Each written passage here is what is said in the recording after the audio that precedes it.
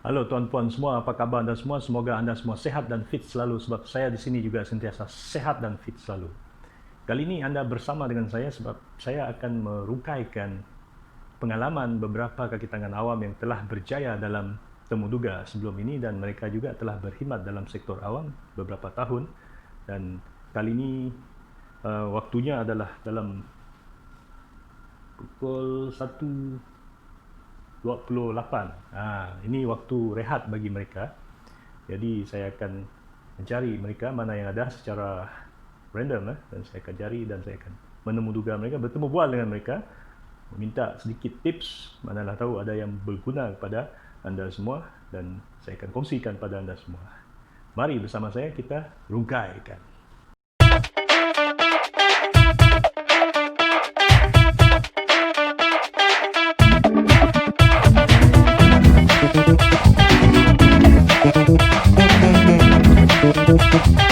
Okey tuan-puan, sekarang saya menuju ke bilik pegawai berkenaan dan ini adalah antara kata-kata yang perlu kita hayati semasa bertugas dalam sektor awam. Ini dia budaya keberhasilan, semangat patriotik, budaya amalan kerja terbaik, juga berilmu. Alright, let's go. Oh, Pak Mus. Ini dia. Yes, selamat tengah hari. Apa khabar? Rekod ke bos? Rekod ke? Sudah ada juga. Dah makan kah? Kita makan kat dalam ofis lah. Oh ya ke? Bawa bekal lah. Makan kat bos. Okey, bagus. Jadi saya nak temu ramah sedikit ni, Cik Mus ni. Sekejap Jadi memandangkan Cik Roy, tolong pegang kamera tu, Cik Roy. Saya nak teramah Cik Mus ni berkaitan dengan bilakah Cik Mus masuk perkhidmatan awam dan bagaimanakah anda memasuki perkhidmatan awam dulu dan bagilah sikit tips temuduga dulu, pengalaman anda di temuduga dululah. Okey, tuan-puan, terima kasih kerana bersama dengan saya lagi. Kali ini kita bersama dengan Cik Mustaqim. Jadi Cik Mustaqim minta saudara tolong berkongsikan bagaimana anda menghadapi temuduga dulu sebelum anda memasuki sektor awam dan kalau boleh ceritakan cara yang lebih ringkas lah bagaimana anda memohon, lepas tu anda berkhidmat berapa tahun, lepas tu last kali nanti anda akan ceritakan apakah pengalaman anda bekerja dan bagi sedikit nasihat kepada para bakal penjawat awam. Okay, silakan. Okey, nama saya Mustaqim. Berkhidmat dalam perkhidmatan awam hampir sudah 15 tahun. Saya sekarang berada di grade jawatan H11 dan masa permohonan saya untuk ke penjawat awam ni, saya perlu mengisi online. Dan pada ketika itu saya memohon melalui Jabatan Tenaga Kerja. Kita ada web lah. Okay. Masa tu untuk jawatan grade yang bawah 17 kita kita perlu masuk ke sumber manusia dan dalam tu dia akan diterangkanlah sikit untuk memohon jawatan-jawatan, contohnya pemandu Job Malaysia. Job Malaysia. Job Malaysia. Sorry. Saya teringat. So pada ketika itu saya mohon dan dalam beberapa sebulan dia baru akan panggil interview lah.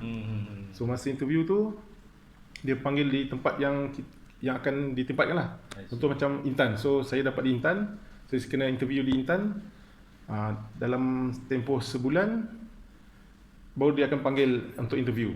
Selepas sebulan dia tunggu lagi untuk saringan lah.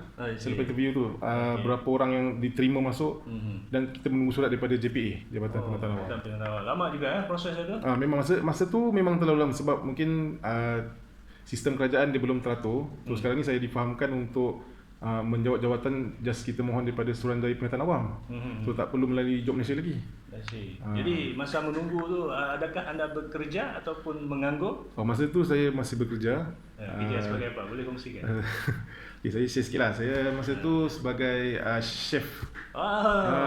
Chef, tukang masak. Saya tukang masak bahagian pastry di sebuah syarikat boleh lah. Kenapa tak mohon kerja sebagai chef? Okay, kalau ikut masa sekarang ni lah, kalau kita tengok tak payah jauh, kita tengok ekonomi sekarang ni, walaupun orang cakap sebagai chef tu ada masa depan, tapi bagi saya kena fikir jauh. Saya nak jaminan hidup saya. Saya perlu jaminan. So betul lah kalau orang kata dalam penyawab awam ni nak cakap kita nak jadi kaya, tak semestinya boleh kaya, tapi yang penting jaminan hidup kita. Itu yang saya perlukan. Okey. Boleh ceritakan pengalaman masa anda temuduga, sebab kita ni nak lebih fokus pada bagaimana bakal-bakal macam adik-adik kita di luar tu yang baru habis sekolah, mereka nak mohon jawatan dalam sektor awam ni. Apakah nasihat ataupun pengalaman yang pernah anda lalui dulu dan bagi nasihat kepada mereka? Tip-tip yang terutama sekali lah dalam kita menghadapi interview ni, yang paling penting sekali kita berdoa lah kepada Tuhan kita sendiri. Kita minta redha sebab tawakal yang apa yang akan kita lalui ni dipermudahkan. Okey, yang kedua ialah keyakinan. Kita yakinlah. Lepas tu kita perlu cari, sebelum malam kita nak interview tu, kita cari bahan-bahan ataupun pakai untuk kita mudah menjawab. Contohnya kita cari maklumat-maklumat jabatan itu ke, kalau kita tahu itu contohnya Intan, so kita carilah maklumat mengenai Intan seperti visi, misi sebuah jabatan itu, dan kalau boleh kita perlu cari siapakah pengarah dia, pengarah utama dalam Intan itu sendiri.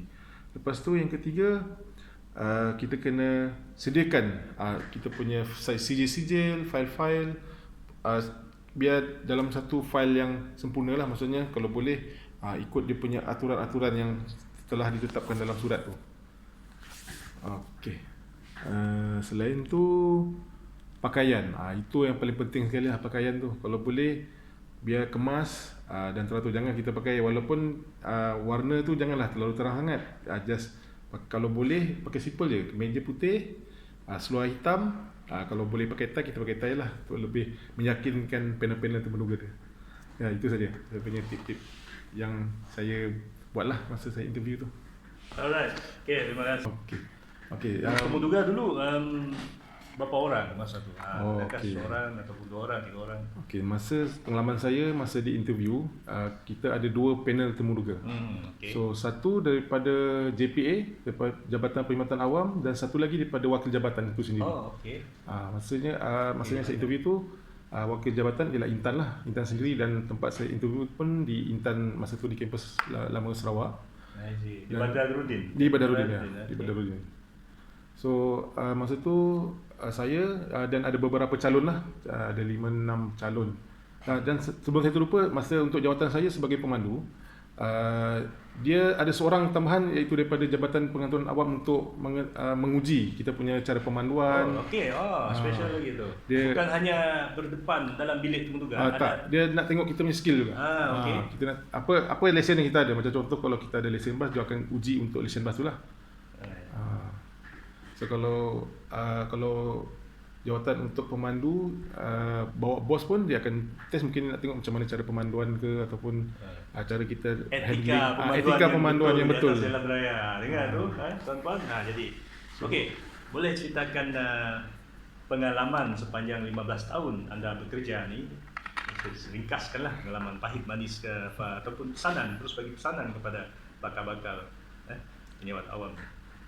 Okey, saya mulakan dulu pengalaman manis saya lah.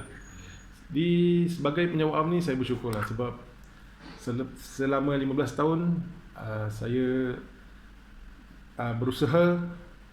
Saya dah lalui kehidupan sebelum penyawat awam. Saya sebagai swasta, itulah dia memang nampak perbezaan. Orang cakap kalau di swasta ni kita kena lebih usaha, kena lebih bekerja lebih kuat. Tapi sebenarnya dalam perkhidmatan awam pun kita perlu. Tak semestinya bila orang cakap, orang kata penyawat awam ni penyawat awam ni pemalas, kerja tak sikit je, tapi sebenarnya itu salah. Itu sebenarnya perspektif daripada orang tu sendiri. Cara kawalan minda dia, pikiran dia. Kalau dia betul-betul dia nak berusaha dan nak jadi orang berjaya, dia boleh usaha dengan belajar ataupun dia ikut ujian untuk meningkatkan lagi prestasi. Tak semestinya dalam swasta itu saja dapat meningkatkan, tapi dalam penyawat awam itu sendiri pun dia dapat meningkatkan dia punya kerjaya tu. Di masa depan. Yang penting kita kena rajin dan usaha lebih. Kita tanya dengan orang-orang yang lebih berpengalaman. Okey. Jadi terima kasih kepada semua kerana sudi mendengar sehingga ujung perbincangan kita ini, dan terima kasih juga kepada saudara Mustaqim, dan selamat maju jaya kepada saudara Mustaqim dan juga kepada semua yang di luar sana.